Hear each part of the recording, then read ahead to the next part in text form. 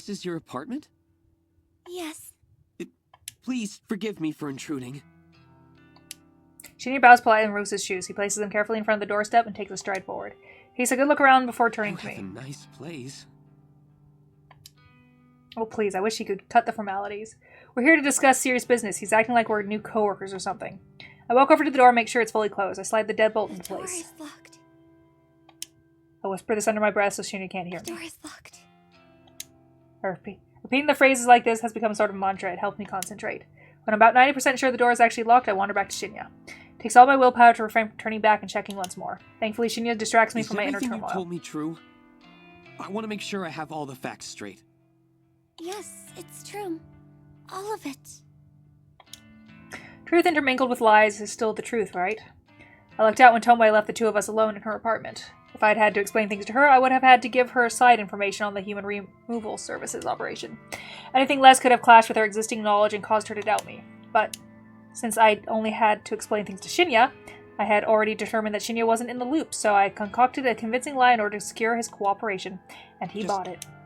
Want to get my head around it. Noriko Kurosawa is Corpse Girl. She's the one that was behind the initial string of murders across the city.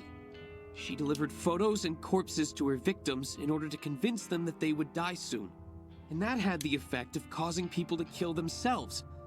Almost a self-fulfilling prophecy.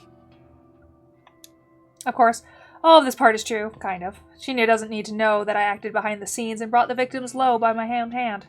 Those acts of violence almost seem like a distant memory now. I was so committed to aiding Noriko that I couldn't think of anything else. In the end, my assistance didn't help my own situation. I only propelled Noriko's ego into the stars and continued to suffer my cursed half-existence. It wasn't long before another group started killing people in much the same way as Noriko did. A group called the Human Removal Service. They've killed hundreds, if not thousands of people in the past months. Again, all true so far. You were enslaved by Noriko? Forced against your will to infiltrate the Human Removal Service and bring them down from the inside? That's right.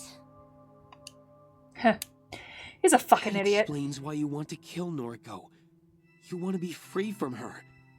Even if it isn't exactly the legal thing to do. Legal? What kind of pedestal is this guy standing on? He specifically requested assistance to do the exact same thing. He wants Noriko dead, just like I do. If I remember correctly, you only managed to learn one important thing about the Human Removal Service, right? Yes. The group is made up of dozens of members. Dozens of people that all masquerade as the leader, known as the Herald. There's no single person responsible for the murders.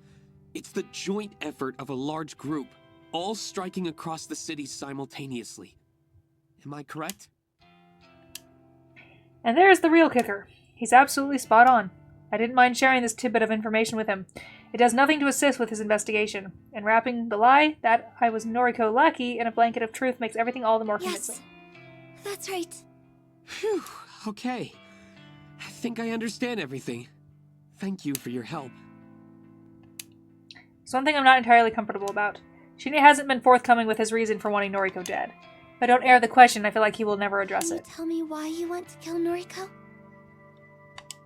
He tries to back away from the question, but by twiddling his thumbs and pretending to examine the nearby wall. Shinya, I need to know. Otherwise, how can I trust you? Trust. It's a word that has always made me laugh. How can I trust anybody? I couldn't even trust my own parents, the people who swore to raise and protect me. My mother hit me when I misbehaved, when I overslept by 5 minutes or raised my voice ever so slightly. I was a child. How could I ever trust her not to lash out at me? My father, how could I ever trust him after he killed me? And now Noriko. Noriko, the one friend I opened up to, the one person who knew all about my struggles. She betrayed me. She kept her perfect life out of reach, taunted me with it, dangled it in front of me like a carrot on a string. When I asked to share her life with her, she completely misinterpreted it. She told me she loved me, told me she wanted to be with me. She wanted to shower me with gifts, hold my hand, be intimate with me. She wanted to be my girlfriend, but how could I ever be intimate with her after what I went through? She didn't understand me. She didn't understand that I wanted to be her, not be with her. She wouldn't trade lives with me, so how could I ever trust her? This girl's insane. How could I trust her when she said she loved me, but wasn't willing to make a sacrifice to make me happy? Everyone is full of shit, and I'll never trust anybody again. Junpei spends every day trying to prove his love to me. He assists me with my compulsive behavior, he helps me do my shopping, helps me keep my apartment neat and tidy. Do I trust him? No. I know what he wants from me. He's no better than Noriko. He's willing to jump through hoops for me in the hope that he'll eventually conquer my flesh.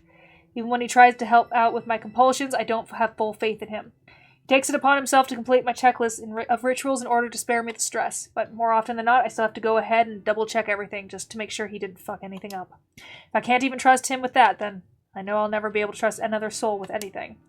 Looking at Shinya now, pacing nervously around my apartment, I decide not to put any stock into what he says next.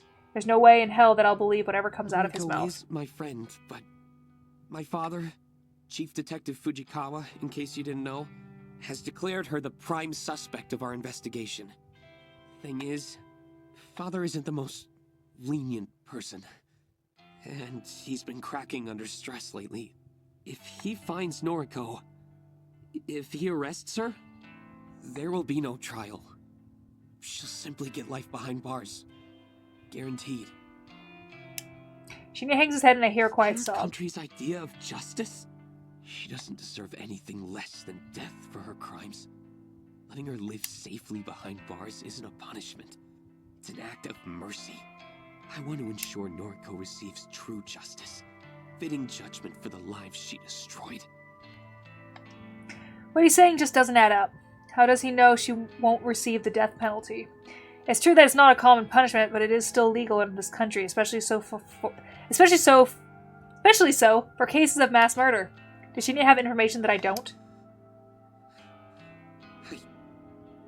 I need to find her.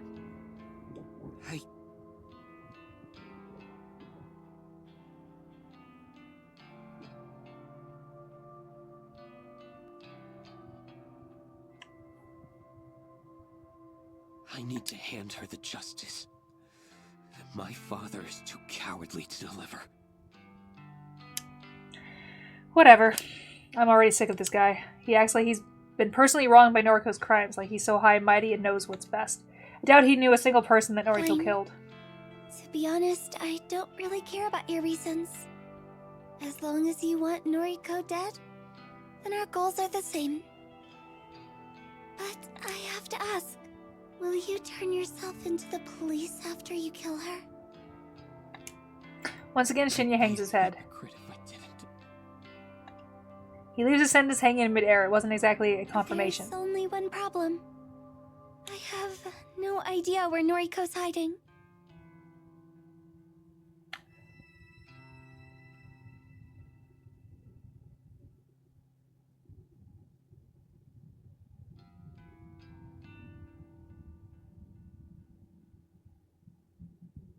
She doesn't live in her apartment anymore. She doesn't show up to her office. I know that she has a factory that she runs her operation from, but I can't find it. I see. I might be able to help. Tomoe and Noriko used to spend a lot of time together. Not sure what they used to get up to, but I checked the travel history on Tomoe's IC card, and she made a lot of trips to Shinokubo. Her IC card. For people traveling by train every day, buying single-use tickets is often a pain in the ass. Reusable IC cards are much more convenient. You can top them up with money and simply swipe them at the ticket gates to have your train fare automatically deducted. Best of all, they keep a record of your transaction history and the stations you've traveled to recently. And the fact that Shinya even thought to look at Tomoe's travel history makes me want to reconsider my initial assessment of the guy's detective skills. Okubo, you say? Yeah. Can't imagine what she was doing there, but all the dates she traveled to that station coincide with days she claimed to be hanging out with Noriko. I still don't think Shinya realizes that Tomoe was in on the Noriko's operation. Regardless, this is valuable information. Chances are good that Noriko and Tomoe spent a lot of time together at their factory, a factory that may very well be located in Shin Okubo. I'll feed this information to Junpei and see what he makes of it. Perhaps he knows something I don't. Thanks for the info. That's enough for today. I'll contact you when I locate Noriko. Oh, say, just one more thing. What is it? If you've been wanting to kill her, then why haven't you just called her and asked her to meet up with you? He thinks he's so clever. He thinks he has everything all worked out. He doesn't know shit. Not that easy. I need to find where she's living and running her operation from.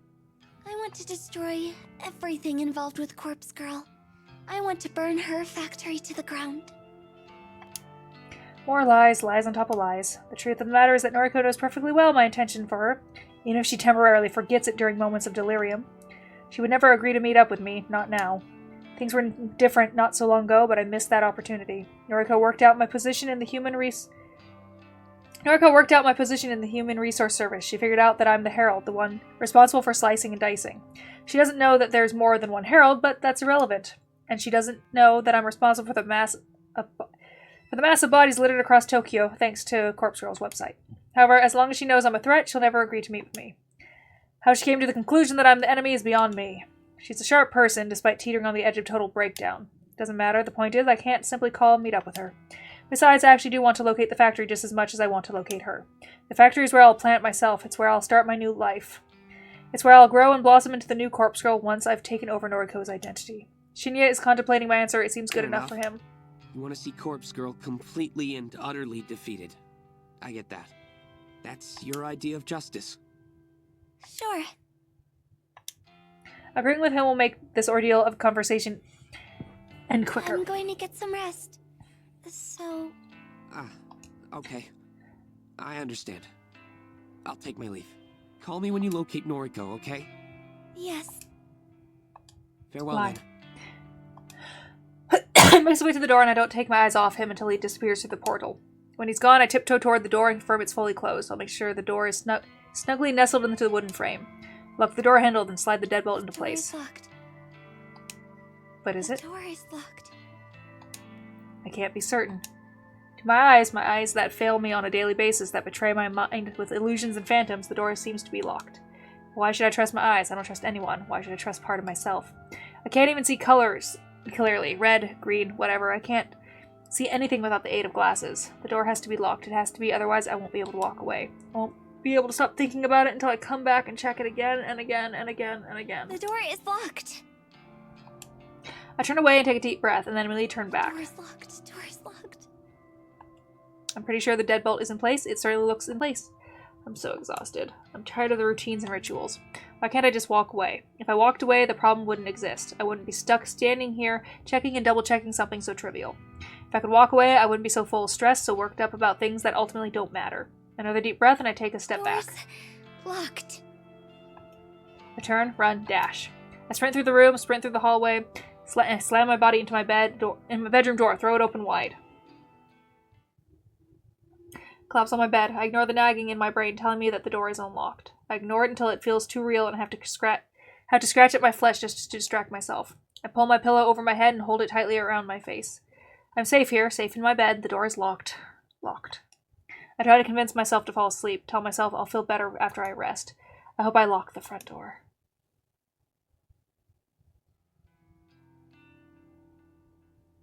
September 23rd, Wednesday morning. So yeah, I reckon I'll have some work for you soon. The other heralds have been keeping the numbers up. There just haven't been any requests for this area lately, you know? Yeah. I'm only half listening to Junpei. He said something about why I haven't been tasked with killing anyone lately, but I don't really care about the reasons. Junpei's the only one in contact with the leader of the Human Removal Service. I just take orders like all the other heralds. Not that I've met any of them. Every herald has their own district, their own turf. If a request comes through our website, it gets allocated to the herald closest to the victim. It must have been a week since I last got to kill, maybe 2 weeks. It's not that I like the killing, it's not that I want to do it. I fulfill the request simply as a way to antagonize Noriko. It's my role to play in backing her into a corner and shutting down Corpse Girl.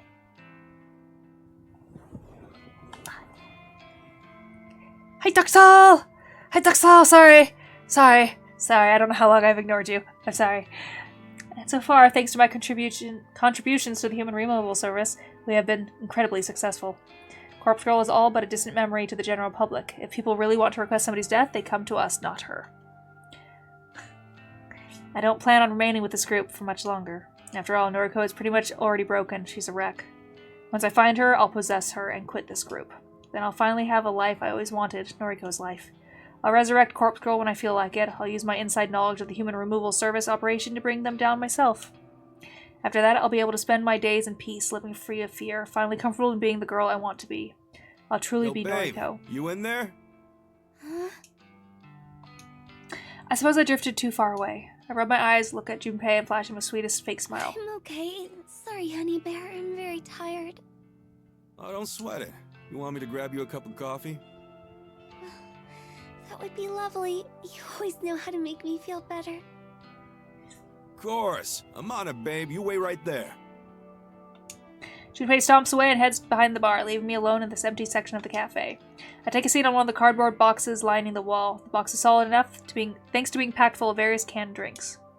The maid cafe belongs to us in the early hours of the morning. The place doesn't open until noon, so there's no one here this early. I have my own keys these days, regardless of whether or not I'm supposed to.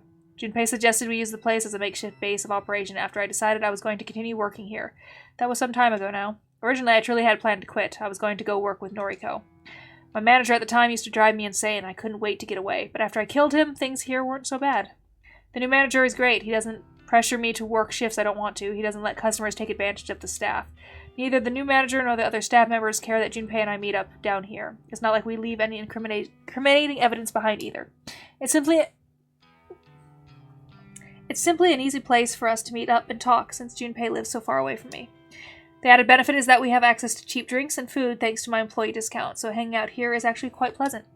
I wait for a while longer for Junpei to return. I really could use a coffee right now. His return is heralded by the thump of heavy feet against the tiled floor. Got you, fam. Junpei sidles up to me and hands me my favorite drink, a tall iced coffee with an extra special shot and a dollop of ice cream. Oh, you're the best, baby. Yeah, I know it. He giggles in his insanely irritating high-pitched way and begins to chug down his own latte. So I wanted to ask you a favor. Anything for you, honeybee. A tuft of milky foam sits on his top lip, and I have to hold myself back from stabbing him in the Noriko face. apparently spent a lot of time in Shin Okubo with her accomplice Tomoe. Shin Okubo, huh? Good old K-Town. What'd they go there for? Karaoke? Doubt it. Noriko sounds like a drowning cat when she sings. Then what? Well, I'd like to think that's where the factory is located. Oh, gotcha. Ooh, you could be onto something. A trip from Kojiro's Mark to Shin Okubo wouldn't take that long. Since they used to move a lot of bodies around, it's definitely a viable location. I agree. Right on. I'll look into it. I'll track down factories in that area and get my troops to investigate each one. I'm careful not to let him see me roll my eyes. By his troops, he means the guys he plays online games with, a bunch of teenagers that all look up to him because he's a top-ranked player. They're not involved with the human removal service, they're just pawns that Junpei uses to complete legwork around town. Sadly, they're happy to serve him, because they all see him as their sensei. Well, let me know what you find out. I'm itching to get this all over with. My love. It's increasingly difficult to act pleasant around Junpei. My mouth tries to clamp itself shut every time I use a pet name or affectionate term. I know that my time to discard him is near, once I become Noriko. Count on me, sweetums. Now drink up and get your energy back. Take a sip of my iced coffee and can nearly taste it. Because my tongue is dead, the food and drinks I consume need to be extra strong or sweet for me to have a chance of enjoying the flavor. But Junpei doesn't know this, he just thinks I have a sweet tooth.